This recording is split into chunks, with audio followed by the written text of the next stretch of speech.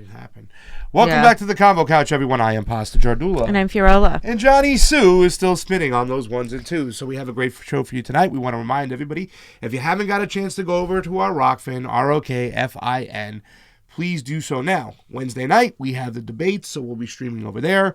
You know how YouTube likes to suppress our voices, put us down. Mm-hmm. So please go over to the ROKFIN. If you have $10, $9.99 a month to help us out, to endorse us, please. It is a transparent platform. You don't have to pay anything though to watch us cover the debates. Yeah. Just so you guys know. Just have to sign up. Yeah. Also, a reminder that today's the last day to register to vote in California. Mm-hmm. It is also the last day to register to vote if you want to change your party affiliation.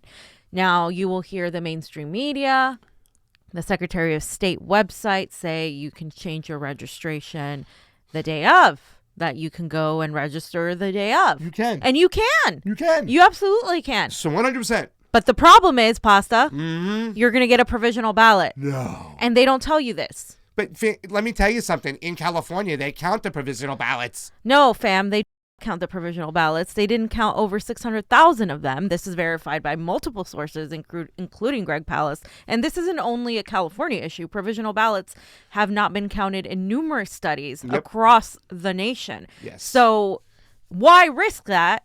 Register today. Today's the last day. It was supposed to be yesterday. The problem is yesterday was President's Day. So they changed it to today. So by the way, I'm telling you what I'm doing. I'm getting a mail-in, and I'm walking it in. And any of the vote centers, you're allowed to walk them in. If you want to put it in the mail, that's up to you. I don't think it's a good thing. You can put it in the mail, but I would rather I would rather fill it out and drop it off, which is what I'm going to do. Drop it off myself. In the vote centers. They have a big box. You can go right in there and that's the best way to do it. Do not just mail it. Yes. I do no. Yeah. So in this way, with the vote by mail, you have a trail of a paper trail. And when you use the computer, it's a little bit more difficult to maintain that trail. Yeah. So that's why the Bernie Sanders campaign has been telling people to register vote by mail for a long time. But I am doubling down on that advice because that is definitely something that we need to do. Yeah. So walking in, it's the safe way to do it. It is. So let's talk about your friend, fam. This guy is up to here. Oh, yeah. Mr. Bloomberg. Don't mean to make fun of anybody but their height, but but I just want y'all to know he's shorter than Al Pacino, okay? So Mini-Me, Bloomberg, is buying this presidential election. Like, he is literally buying this presidential election, and that should disturb all of us, okay? So Bloomberg is eyeing his campaign, and he's pushing his campaign differently. He didn't really care about New Hampshire or Iowa. He's not even doing much in Nevada. What he is focusing on are Super Tuesday states and thereafter. I had a friend tell me that in Florida, he's hearing our Bloomberg ads. And that's the thing, because Bloomberg is spending millions and millions of dollars on these ads, and he is spending millions of dollars specifically on pretty much buying out any sort of space that he can promote his message that Bernie Sanders is, of course, not the guy to unify us. Okay, so he's not concerned with anything but the Super Tuesday states. He's invested $188 million. Yes. Just $188 million. That's it on his campaign. He's paying his field organizers about $6,000 a month. Yeah, by the way, I got to tell you guys, I'm so sorry. This will be my last show. I got hired by Bloomberg. 6 G's a month, guys. I need the money, man. When I get caught up and once Bloomberg drops out, I'll come back. Okay? So I've been told by sources that a lot of the people he's hiring are doing it for the money, but they're secretly giving the data to other people. The Intercept just released an article recently where by Ida Chavez and our best friend, what's his name? Russ Grimm? No, Ryan Grimm. And sorry. I know it was something R. Grimm. Well, it's on Bloomberg's education plan, and I started reading that plan and wanted to break it down, but we kind of ran out of time. It is really bad, and I'll touch on his education plan later. But they got that leaked by people in the Bloomberg campaign, which is like these people are like taking the money and kind of working against him. So he can't buy their loyalty. He can buy the staffers as far as like hiring them, but they're actually working against him in a lot of ways.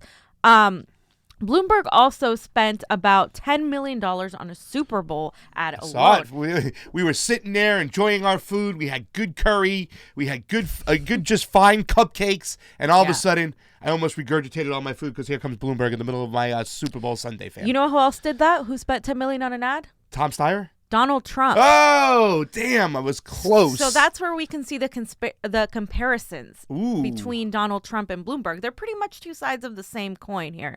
And good. Oh, that's the ad. Yeah, that's the ad right there. So Jonny is showing, but I want to talk about how the major thing I have an issue with, which is the third thing. This is such disgustingness. Go ahead. Bloomberg bought himself into the debate. And this debate will be on tomorrow, Thursday in Nevada. Now, Wednesday. I'm sorry, it's getting my days mixed up. We've heard we've heard Bernie Sanders talk about how this isn't fair. How if you're a billionaire, you can go in there and buy your entry to the debate. He talked about Cory Booker, Tulsi Gabbard, Andrew Yang playing by the rules, and they still didn't make it. Now, Tulsi Gabbard is a particular issue I want to pinpoint because Tulsi had been polling consistently, and they purposely left her out of the New Hampshire debate. And not only that, they stopped considering her as an option. So obviously then she couldn't be polling at all when she wasn't even an option. But Bloomberg, of course, because he's a billionaire, was able to buy himself in these debates. And that shouldn't just be something that that people who like Tulsi should be upset about. It should be something we are all upset about, because what it's showing is that the DNC is willing to bend the rules for a billionaire. They always love talking about the rules. Love talking about how we need to follow the rules. The rules are in there for a reason. That Bernie Sanders in 2016, he didn't qualify. You know, they made such a big stink about the rules. But the moment a billionaire comes in, he can just do whatever the hell he wants, and the DNC is fine with it. And I think the rest of us should be morally outraged that this is a thing, because it's showing you just what a sham our election process is, what a sham our entire government is, and how it's a giant oligarchy, and Bloomberg is a racist oligarch. Yeah. Well, I mean, I think Nita Turner said it best. You want to sit there and argue he's a racist or not? Who cares? His policies. No, stop and frisk is a racist policy. Well, sorry. Let me just finish my statement. If you want to argue whether he's, it's same thing with Joe Biden. Their policies have hurt people of color. Their policies have directly targeted people of color. So whether you want to argue whether this or that, it doesn't make a difference. Their policies have, and that's what they're signing up to do, is be policy makers. So that in itself disqualifies them. Secondly, they wanted to keep Tulsi down in New Hampshire. They didn't want her on a debate stage, okay? They didn't want her attacking Mike Bloomberg. So they made sure they kept her off that debate stage. And this is the most disgusting thing around the world, because he hasn't even participated in any of the primaries. And he gets to just waltz right on in, because they know more than anything he's going to really hurt Bernie in Florida, California, and New York. Mm-hmm. And those are three areas he can make a serious dent. And once again, it's not just keeping Bernie from winning, it's keeping him below the threshold, so when they get to the convention, he doesn't have enough delegates to get over the top. So he can almost, in actuality, win every single friggin' primary or caucus out there and still not have enough to get him over the top, because all those establishment Democrats, you join together, and they're going to go beat Bernie that's Sanders. Been their plan all along. But I just have to push back and say, if your policies are directly targeting a certain demographic, then those policies are inherently racist. So I am going to go say that is true. It's all about the policies, and he's not only targeting poor people, he's targeting a lot of those poor people who happen to be people of color. So I do think it's fair to say that his policies are racist. Yeah, I just hate to get into that whole not racist thing, because they're going to say, oh, Bernie Sanders eventually voted for the crime bill. Oh, Bernie Sanders voted for favor when it comes to removing Gaddafi. But he didn't advocate stop and frisk, I understand, which we're going to talk about in a minute, and how directly that targeted I those hear people. you, but I'm just saying when it comes down to the policies, that's the things that really that I look at more than anything. Right, it is a policy, though, is my point. Yeah. That is a policy. Number 4, he directed ads attack not only against Bernie Sanders, but against his actual supporters, even putting publicly Twitter accounts and the name of people. He kind of blurred them out, but you can tell who some of these people are. So, Jonny, let's just go ahead and play this, because this is disturbing. This is. And we'll talk about this after. Yeah.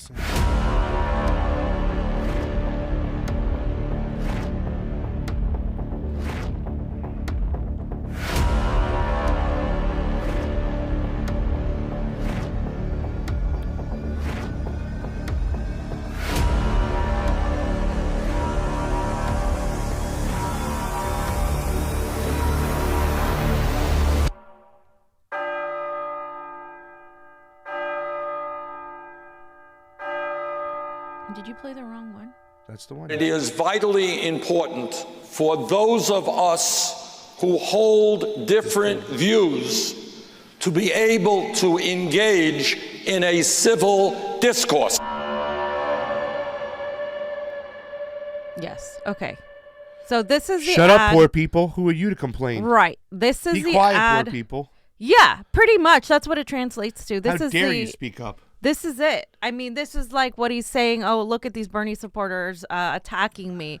They're not attacking him. They're literally just talking about his policies that have hurt poor people and people of color.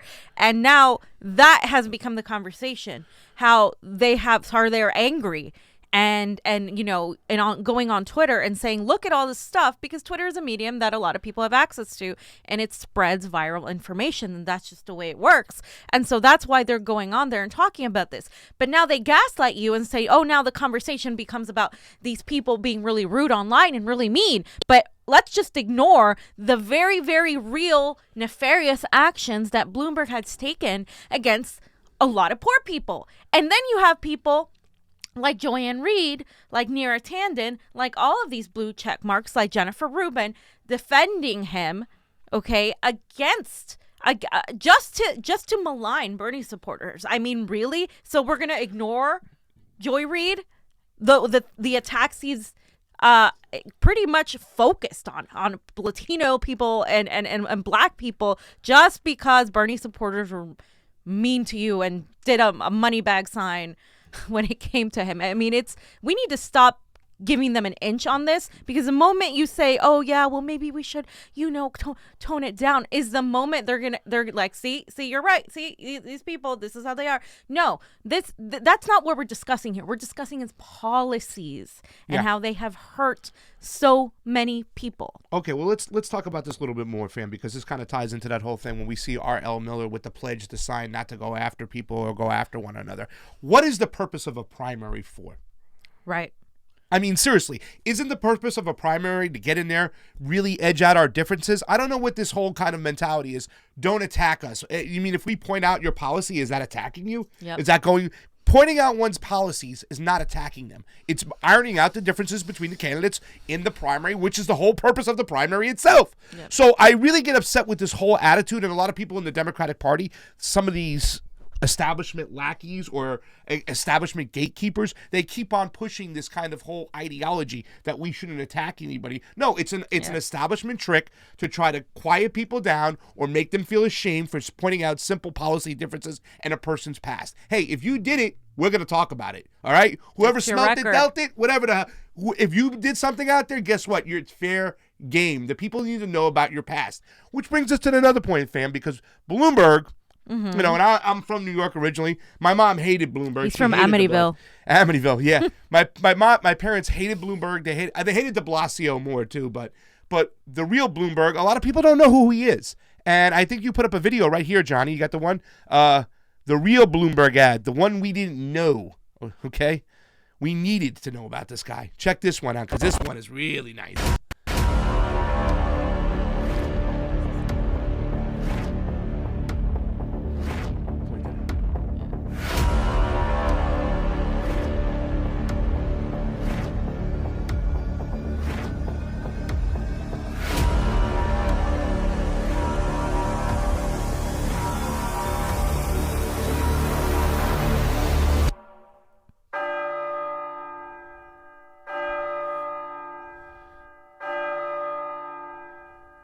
Black and Latino males aged, let's say, 16 to 25, don't know how to behave in the workplace. Zakai told her boss, Michael Bloomberg, she was pregnant. She thought he would be pleased, and he said to her, kill it.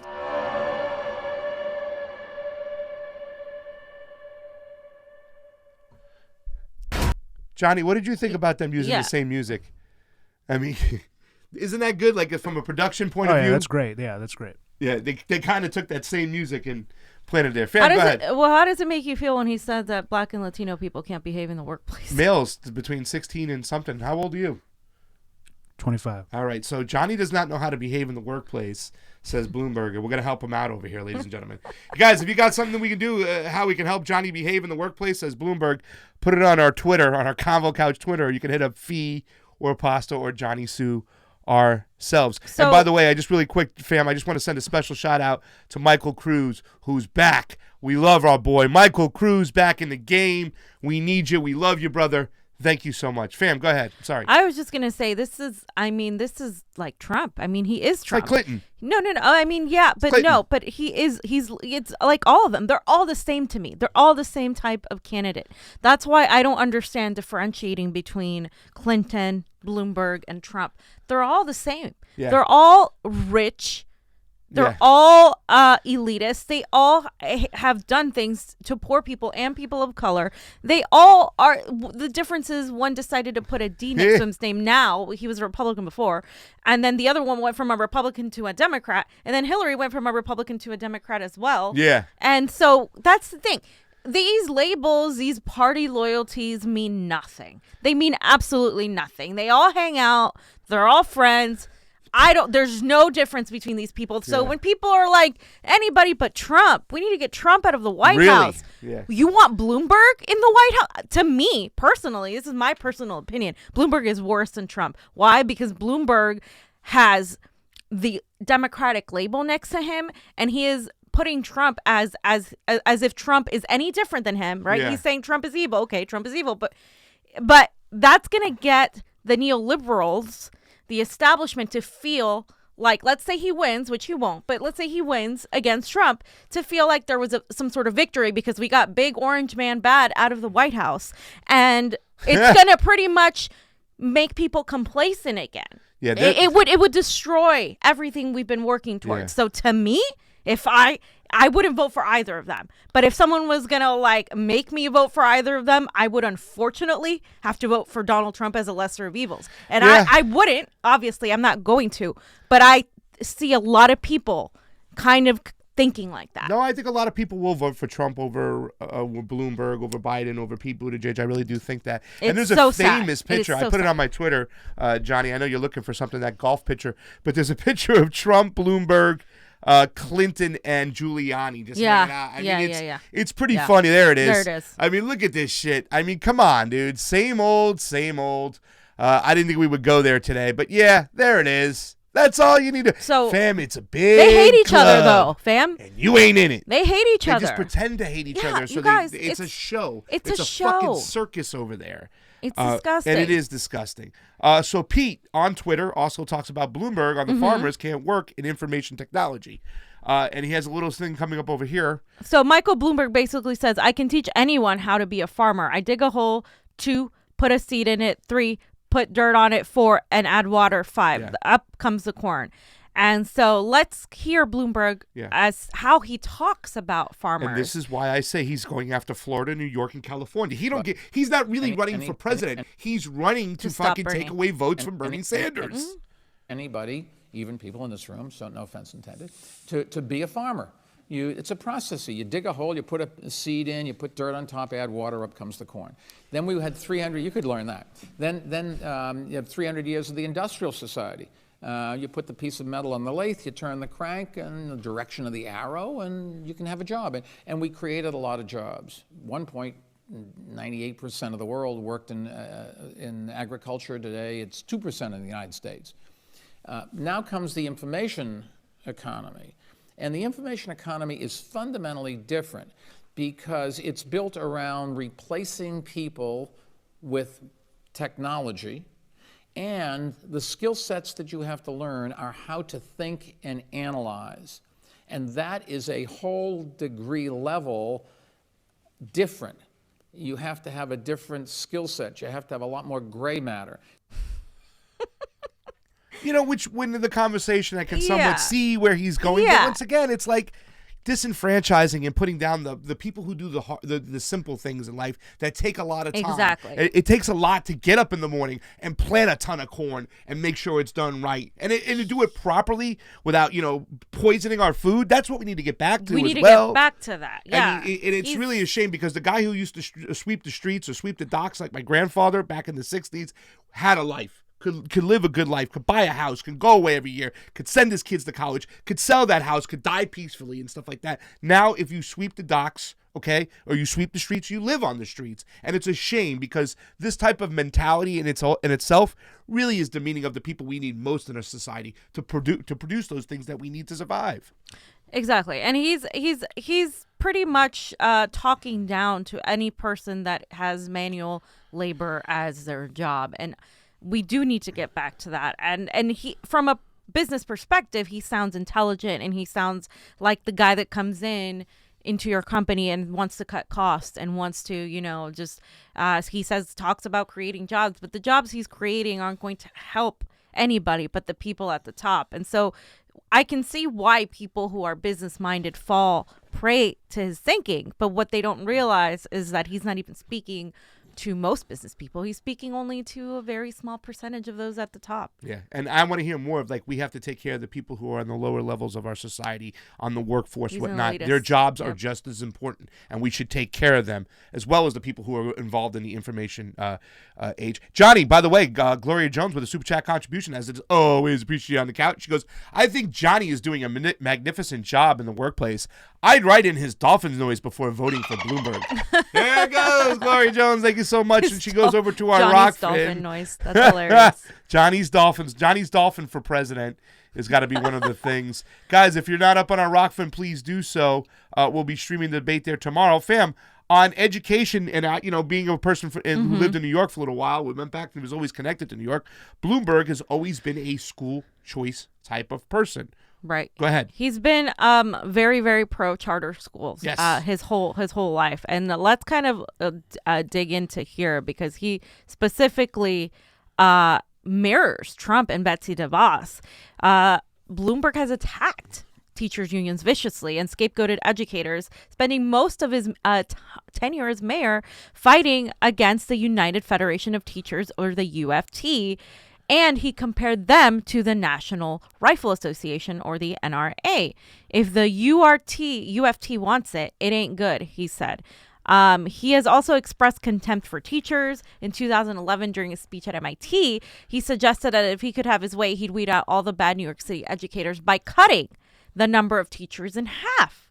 And he also, like we mentioned before, he was also a very, very pro-charter school guy. Yeah. Now, he let out, like I said, in the Intercept release his new education plan, and it caps the loan forgiveness after you've been in a loan repayment plan. It caps it at $50,000, which there's no cap right now. So he's actually wanting to implement backwards, as it's already bad. Imagine if Bloomberg gets in there, he's going to make things worse. And he only gives the typical solutions like get more grants, lower interest rate on loans. It's a very, very yeah. Johnny, do you have the audio of that?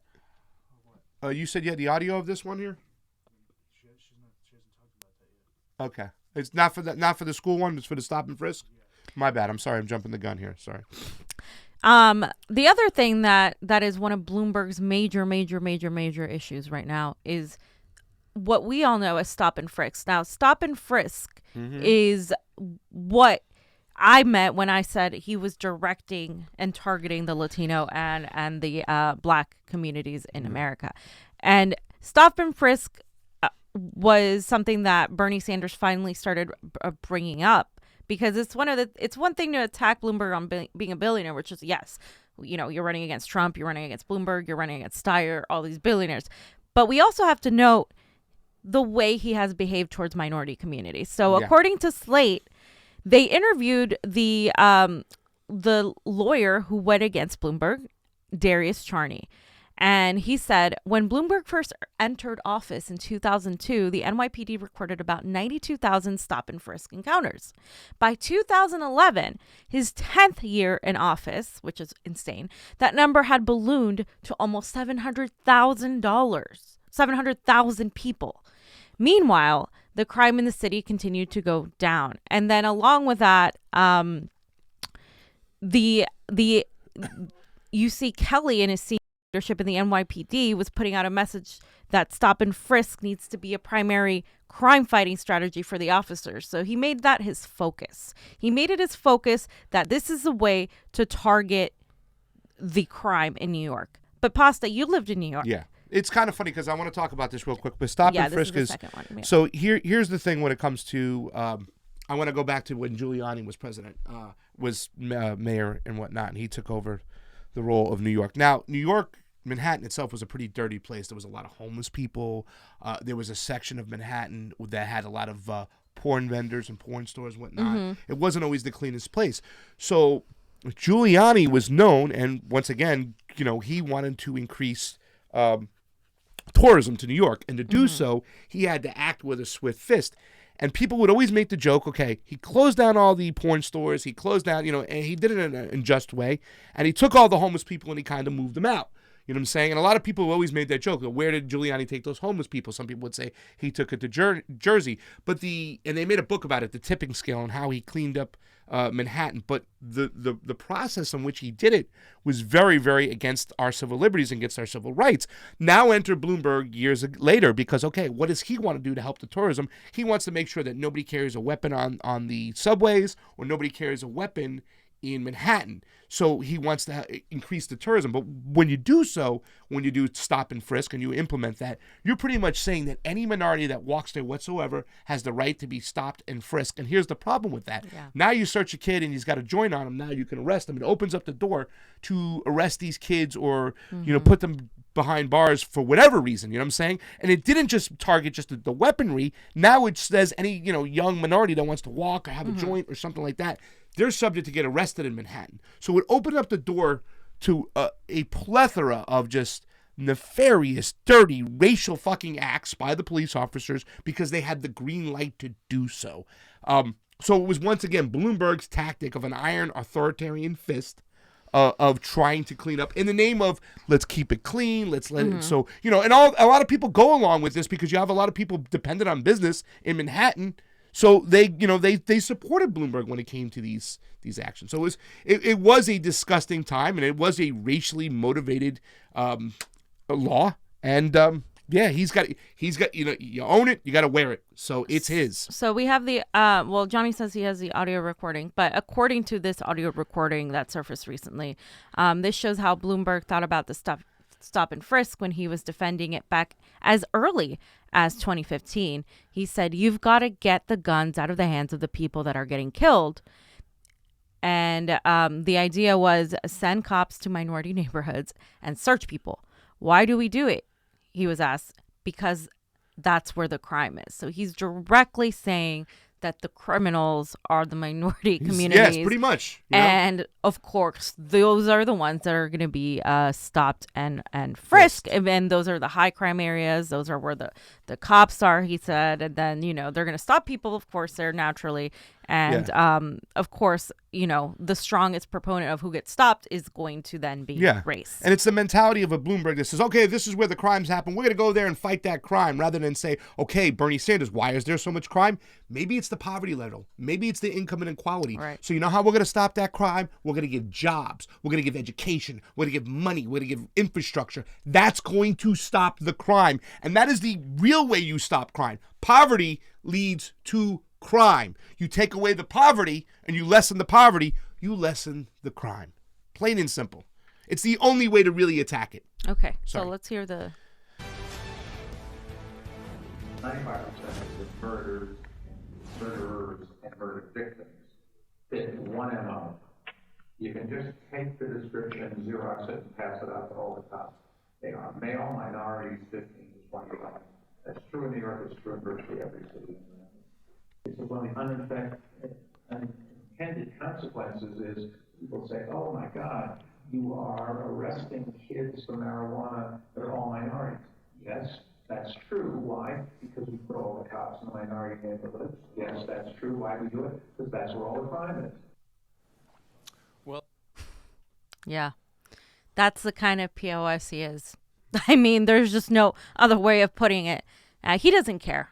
As long as he has this power where he feels like, okay, this is what we're going to do. That's how we're going to do it. I don't care how many innocent people have now records. And this is why it's so important to make marijuana and like some lower drug crimes to completely get rid of those, expunge those records and make marijuana illegal on a federal level.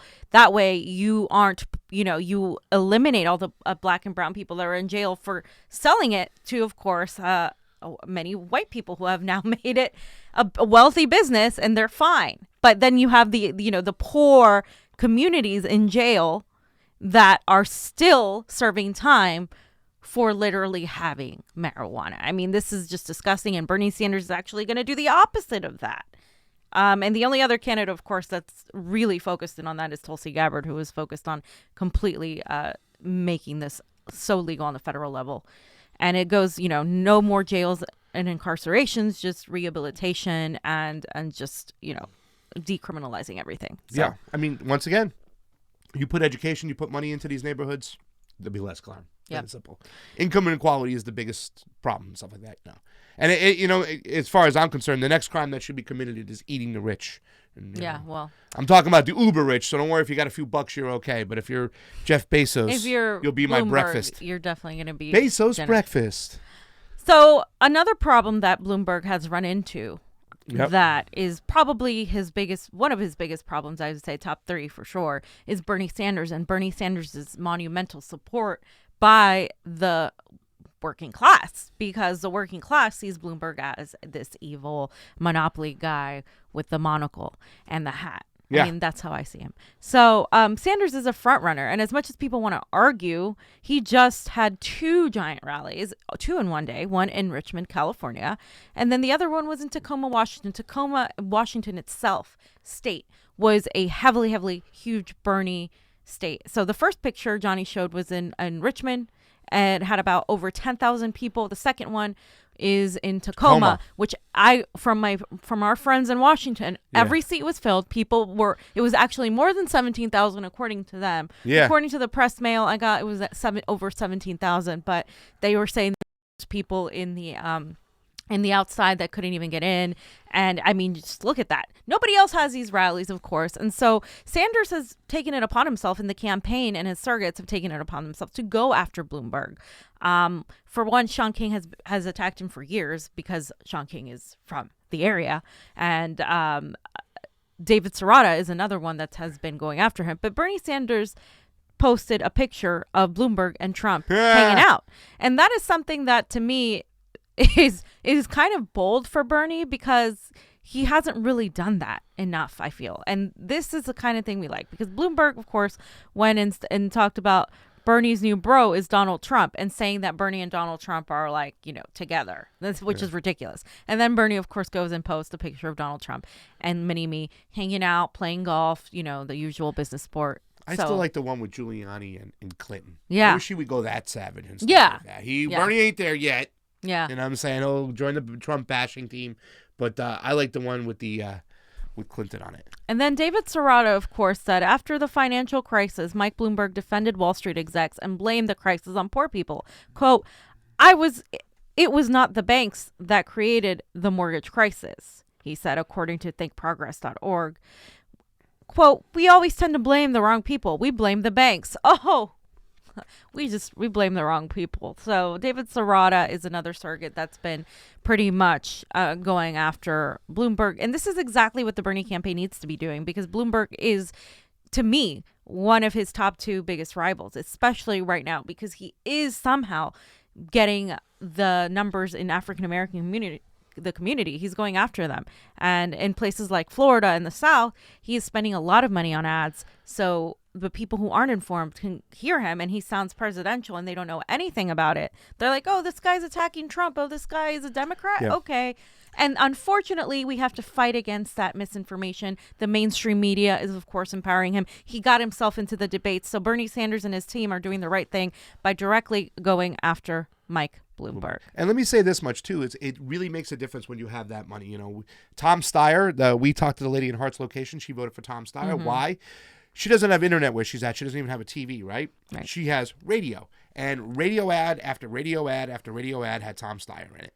So it persuaded her to vote for Tom Steyer because she liked his story. I even talked to the lady. She liked Tulsi. She liked Yang, but she went with Steyer. Why? Because he had that money and that radio ads to push him over the top. And that's something that's really disgusting when you get guys like Tom Steyer and Bloomberg, who just can come in there and throw a ton of money at it and really persuade the people who are not so much inside our echo chamber or who are not inside the political bubble. They just hear something over and over and over again, and it really takes place.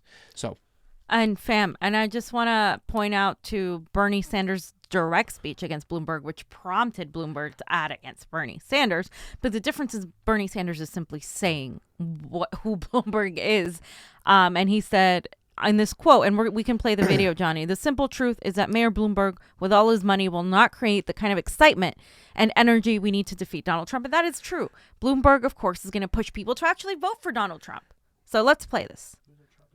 And let me also say a word about the current campaign and say to you that regardless of how much money a multi-billionaire candidate is willing to spend on his election, we will not create the energy and excitement we need to defeat Donald Trump if that candidate pursued, advocated for, and enacted racist policies like stop and frisk,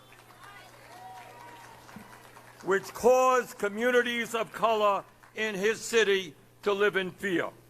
We will not defeat Donald Trump with a candidate who in 2015 stated, and I quote, I, for example, am not in favor, have never been in favor of raising the minimum wage. We will not defeat Donald Trump with a candidate who opposed modest proposals during Barack Obama's presidency to raise taxes on the wealthy while advocating for cuts to Medicare and Social Security. We will not defeat Donald Trump with a candidate who, instead of holding the crooks on Wall Street accountable, blamed the end of racist policies such as redlining for the financial crisis. The simple truth is that Mayor Bloomberg, with all his money, will not create the kind of excitement and energy we need to have the voter turnout we must have to defeat Donald Trump. Okay, so Bernie Sanders, of course, mentioned stop and frisk, which is something that, yeah, I'm glad he did. And then he mentioned, of course, Bloomberg's money and how he is buying everything and buying the elections. And then he also mentioned how Bloomberg will not defeat Donald Trump. And he's right. Not only will Bloomberg lose to Donald Trump, Bloomberg will make Trump win in a landslide. I am telling you right now. And what Pasta said is right. What they are doing is they are trying to get as many delegates in different states so these people can combine, go to the contested convention, and of course overtake Sanders that way, which is why we have been on it as far as election integrity and election fraud in the state, because California has 394 delegates up for grabs. Texas has over 200 up for grabs. Together, all Super Tuesday, there's like 1,000 delegates, and pretty much that marks the end of the primary. I mean, so we are really, really, really at a moment where we need to fight tooth and nail for every single delegate, and everything that you guys put out there, everything that you guys say, every protest, every tweet, every video, all of these things matter. And, you know, don't let people tell you that you need to be positive. And this isn't being negative. It's being realistic. Yeah. I love it when I see Bernie at his rallies. And I've been lucky to be able to go to so many of them and see the energy. And I believe that Bernie can win. I believe he has the support of the majority of this country.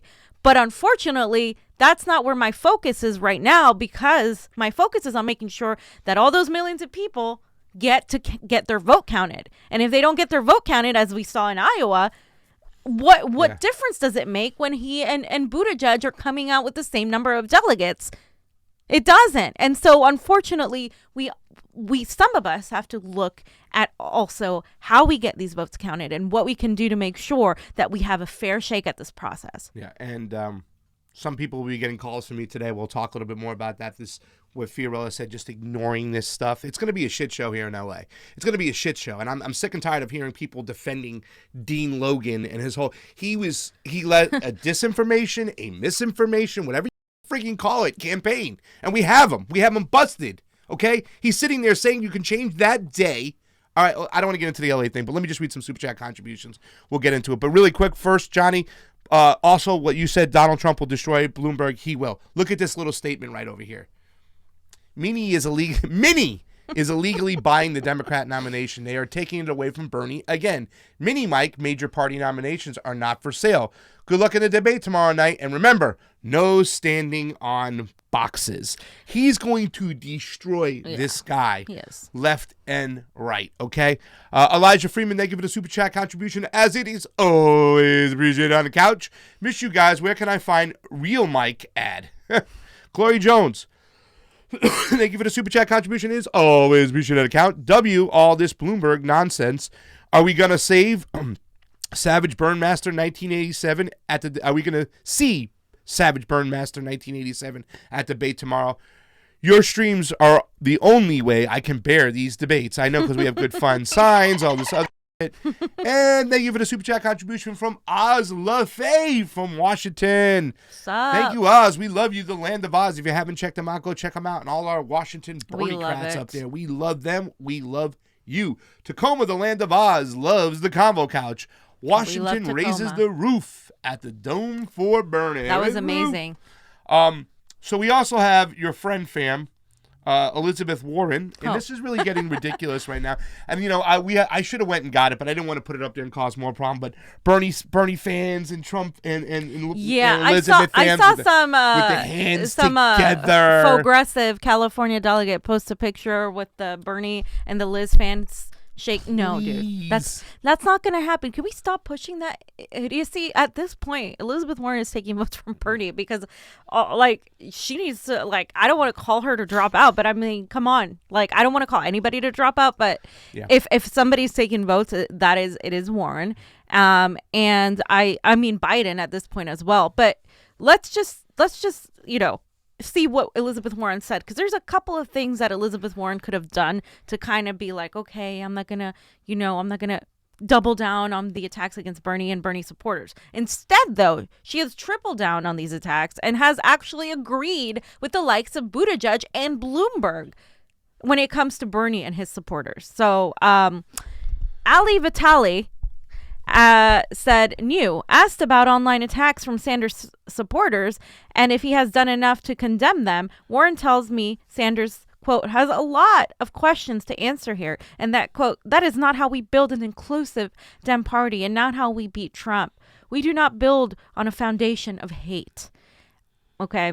Now, this is the culinary thing, right? Yes, this is under the whole culinary thing. Now, a lot of people are hesitant to speak ill against unions, and I'm a union supporter. But again, as I've said, and we all know here, some unions at the leadership level act corrupt and are, behave in a very malicious way, and there is corruption in that. Not all the unions, okay, it's like but NGOs. Some of them. Some are good, some are bad. And it's the reason they become like this is because of the system pretty much forces them to kind of have this corporate mindset, and that's what we've seen from a lot of unions. So it is fair to criticize the way some of these unions have gone after Bernie Sanders, when if you're a union member, Bernie Sanders is going to do so much for you. I mean, he is really, really focused on labor. He is really, really focused on making sure that unions grow in this country.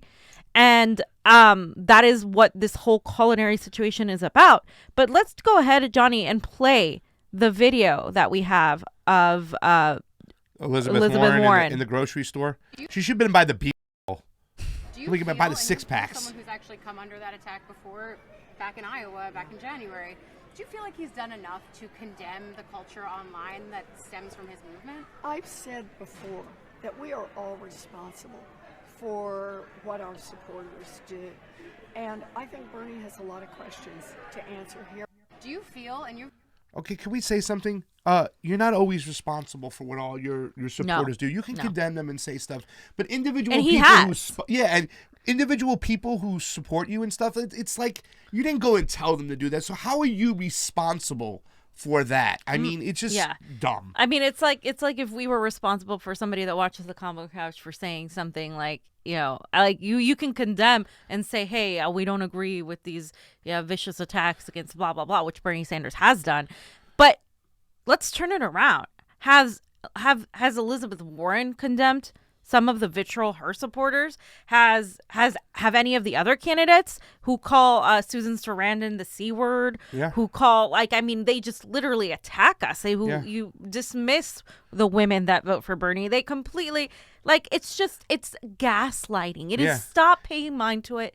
They are just full of it. Elizabeth Warren has cemented herself far, far away from Bernie's campaign, and anybody at this point advocating for her to be involved in Bernie's campaign is really advocating for the establishment to be involved in Bernie's campaign. And they already are, some of them. That's right. So we really got to clean house. Phase 1 is to get, Bernie elected. If you're a Bernie Sanders supporter, phase 2 is to make sure that those people that go into his administration are actually the right people and not the corrupt people that have been trying to claw their way in to his campaign. I didn't hear Elizabeth Warren say shit when that woman said that Bernie Sanders makes my hair stand up and makes my skin crawl. That was a Warren supporter, right? So he said if you're voting for Bernie Sanders over Warren right now, you're just anti-woman and all that shit. I didn't hear Elizabeth speaking up over that, then. So it's kind of, I'm just so done with this woman, really, to tell you the truth.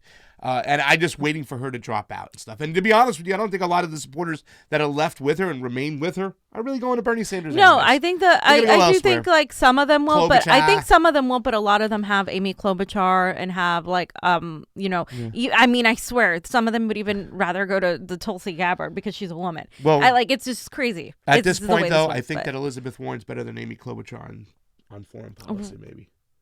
Yeah, well, Amy. Well, let's look at. Well, okay. I don't think so, but well, watch this it's here. Pretty bad. This is a shameless plug. Check this out, guys. I had to put this up. Thank you for following my Twitter, but this is brutal. Yeah, and as much as I appreciate Amy Klobuchar's honesty, and I really, really do, this is the reason why she can't be commander-in-chief. Okay. Yeah, I agree with Johnny there. What's that? What do you know about the Mexican president? Okay, well, what I will tell you is that I will visit Mexico in the first 100 years. 100 days. 100 days. I will visit there. Are running for president. Yes. You would like to be the Democratic candidate. Yes. What do you know about the Mexican president now? Well, I know that he is elected in the last few years. I don't know him personally. I've met with the ambassador, and I was actually supportive of the trade agreement. So I worked with the embassy on that. They came to meet with me. And I ask because it's so important, especially Nevada, California, Arizona, Texas. This is our neighbor to the south. Yeah. Do you know anything about him? Specifically his politics, what he's doing, since this would be the country you would share a border with? Anything you can tell me about him? I know that they are neighbors, and regardless of who the leader is, that it is someone that I will work with.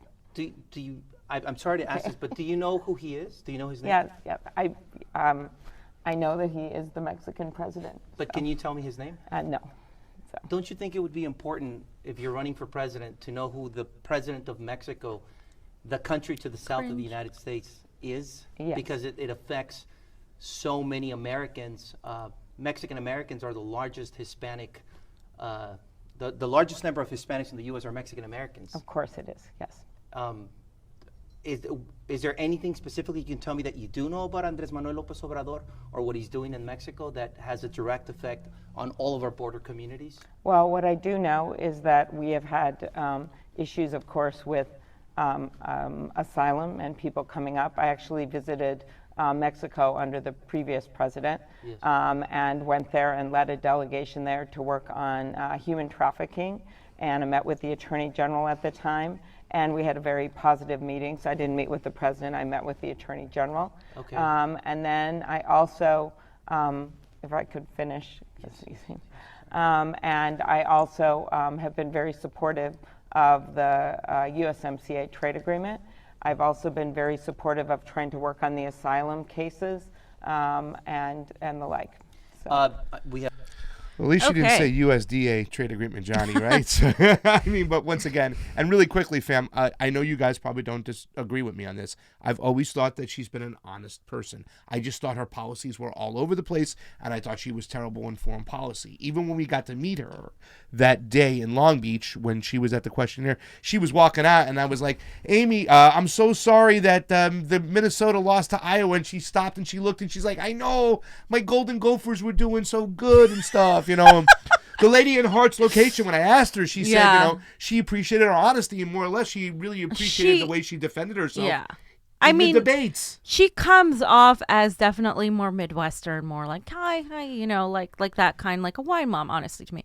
But it's just it's not enough, obviously, to be like that, right? Even if you're likable, to really have zero clue as to who AMLO is at this point. I mean, come on. I get it if you're not really involved in politics, but if you're running for president, come on. I mean, you don't know about AMLO. She didn't even know about the drug cartel situation and with all of that. What Buttigieg spoke about. This is our neighboring country here. If you don't know that, AMLO was the first president to break the two-chain establishment. He was like a non-establishment candidate. In over 100 years, one of two parties had held office. PRI and the PAN. Yes, and he broke it. He broke it. He wants to ban fracking. He also harbored Evo Morales. He's fighting with the IMF. There are so many things that he's trying to do that really coincide with what we do in the States, especially on the southern border. Pasta for president. Unacceptable. You know what? I'm not an expert in AMLO. At least I started looking into it back in the days because it's important. It's just ridiculous. It's important because it really affects what we do. And AMLO has become, he came under a microscope, about when the IMF was like going to try to, how is he going to fight the IMF? And this guy seems to be jockeying for a position just to wait for, AMLO knows what's going on in this election more than most people right now because, even though the USMCA deal was signed, thank you very much, there's still a lot more to be dealt with when it comes to how, Mexico's going to make these decisions when it comes to the caravans coming through and all. I mean, she should have known this, and this was the fact that she didn't even know his name. I know he's the Mexican president. I heard he likes elote. What is she going to say? You know what I'm saying? Come on. Give me something. Judas Priest, thank you very much for the Super Chat contribution. As always, appreciated the couch. Missed most of the show. We'll be backtracking to see what I missed. Check out John Oliver's take on Medicare for All. It's definitely worth the view. John Oliver, I didn't even know he was still around doing stuff. Yeah, so her honesty on her pragmatism, I mean, I can see that. But everything else, I mean... Yeah, totally, Johnny. I haven't had time to do enough research, because, I keep hearing about the police state thing. Yeah. The research I did do was on Open Secrets to see where her money was coming from. Do you guys know what most of her money is coming from? No, what do you got?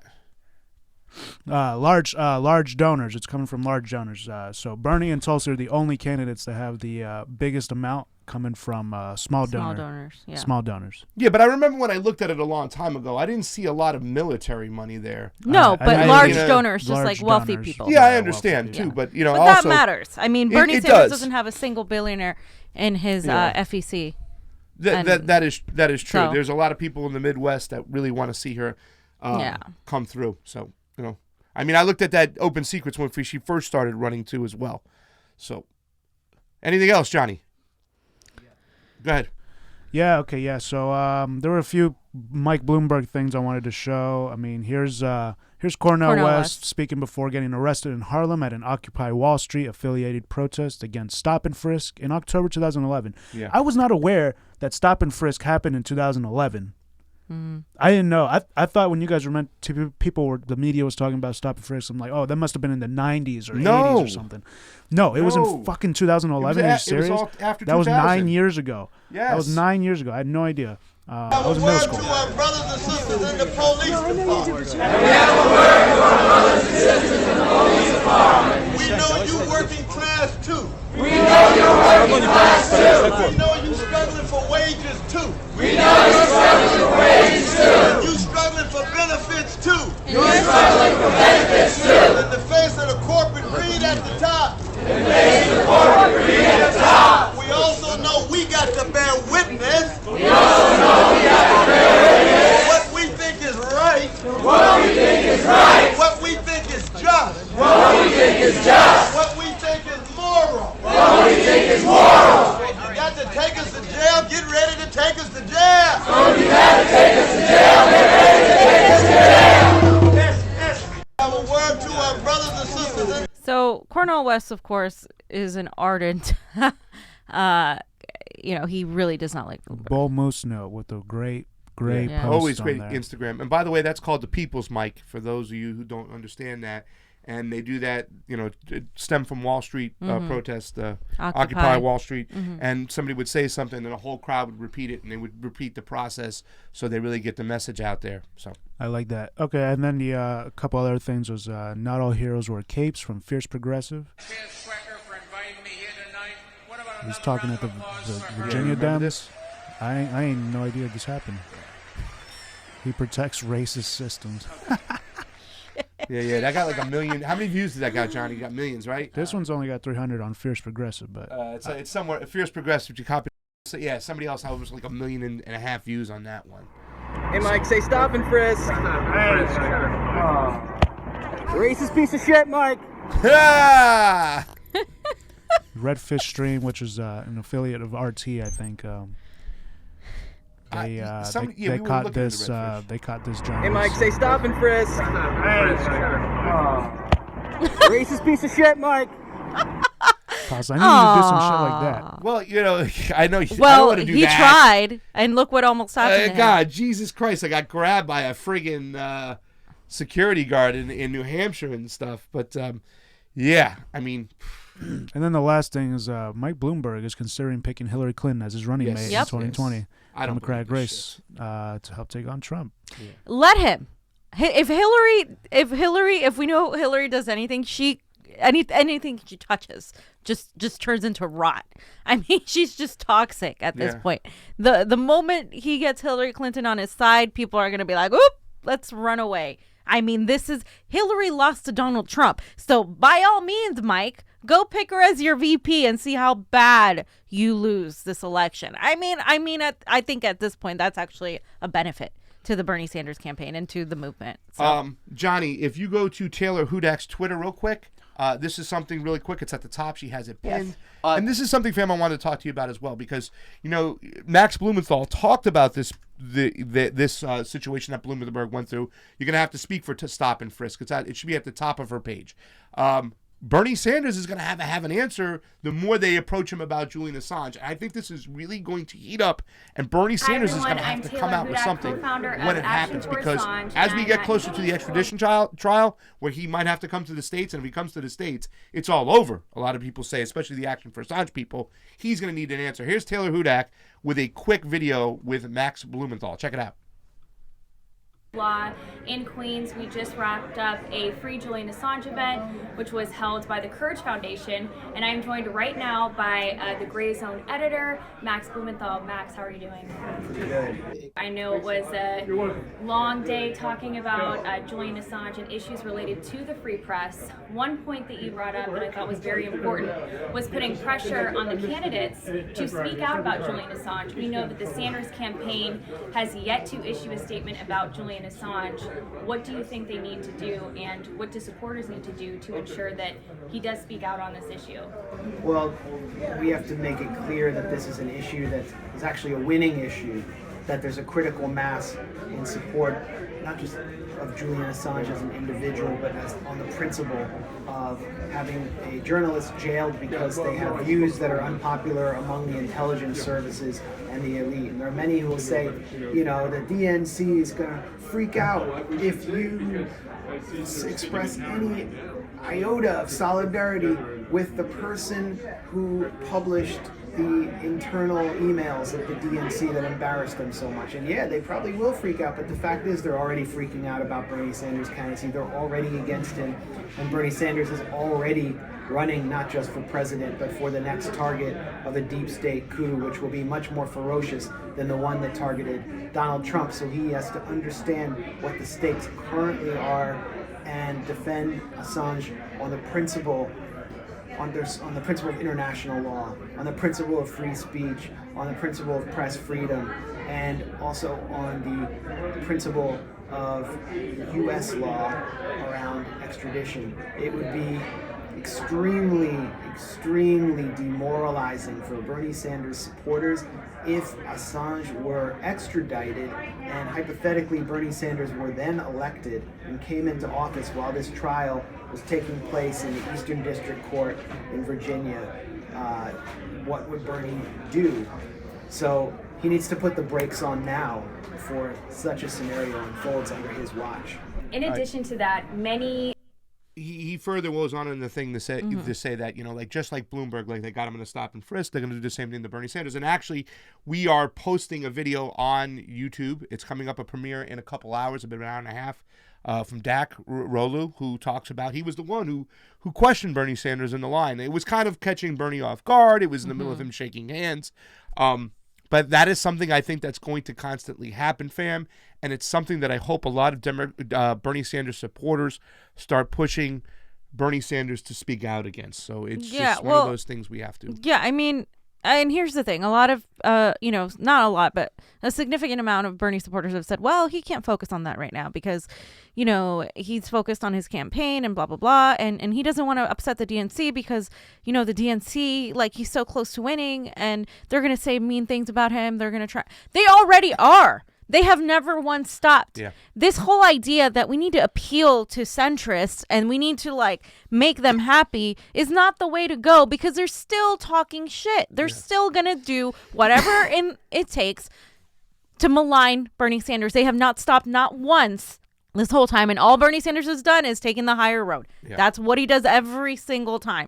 So for him to say something in support of Julian Assange, I believe is important. I believe he needs to do that. I believe that it's not going to hurt him. I believe it's going to help him. Yeah. It's going to get more independence and people who are really, really huge advocates of, civil liberties and free speech. And if you're going to speak out, in favor of Glenn Greenwald, if you're going to speak out in favor of of free speech, then you have to include Julian Assange. You have to include whistleblowers.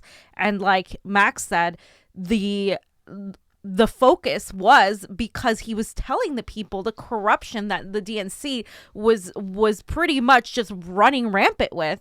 And the only reason that they attacked him was because of that. They wouldn't have cared if he was talking flowers about them, but he pretty much exposed them for the liars that they are. That's what made the left not speak out and assist for Julian Assange. I still believe there's people within the military, high up in the military ranks, that are pissed off at him for taking Chelsea Manning's video and exposing their war crimes of them gunning down journalists in the streets. Right. Just disgusting. And everybody should have to watch that helicopter footage because there was also a little boy that was in one of those cars that was shot up and was just taken to a local nearby wherever. It wasn't even a hospital. We don't even know if that boy survived or whatnot. But a little boy sitting in a van got shot up, and it was disgusting. So, and we see ourselves as journalists and commentators, and everything we're reporting right now on it comes to the LA County, elections and stuff. It makes me scared to think that anybody can just tell us to shut the hell up and silence us and throw us in jail for telling the truth. Because if they shut you up for this now, what can they shut you up for in the future? It's huge, and it is something that we hope. And go ahead and check out that Dak Rolu interview we put up. It's on ROKFIN now. You can wait for it to come out on YouTube. But he talks about Mike Gravel and said that Mike Gravel even has confidence that Bernie would do the right thing. I do for too. Julian Assange. I agree with that too as well. But we can only hope. Once again, I wish he would speak out now on it. All right, Johnny, fans. anything else? I just think it's a turning point tomorrow at the debate for Bernie. Yep. Either he's Bernie versus Bloom. We do see 1987 Bernie. Yeah. And he calls him out, and he wins Super Tuesday. Yep. Or I think that advertising money is gonna actually give Bloomberg a big bump. So we'll see what happens, and then Who do you think is Bernie's biggest adversary right now? Do you think on the stage? No. Yeah. On the stage, Steyer? I don't think Steyer Bloomberg made the stage. I think Bloomberg is Bernie's biggest adversary at this point in general in the election. I'm assuming that Steyer's going to drop out soon and endorse Bernie. I'm hoping that happens. I don't know. He went after him. You saw how he attacked him. He did. And so did Bloomberg. He definitely got off my list after that. Yeah. My list is very small at this point. Dak has done some research on Mr. Tom Steyer and said there's some connections to Bethesda there. I want to look into it a little bit more because if that is the case, he's persona non grata. He's persona non grata for me now. We're going after Bernie. That's it. So, ladies and gentlemen, remember tomorrow that we'll be over here on ROKFIN doing the debate. Fiorella will be heading out to Nevada soon to get our boots on the ground to give you updates of what's going on in these caucuses. We want invite you to join us all day Saturday as we cover these caucuses here. It's going to be on ROKFIN, as always.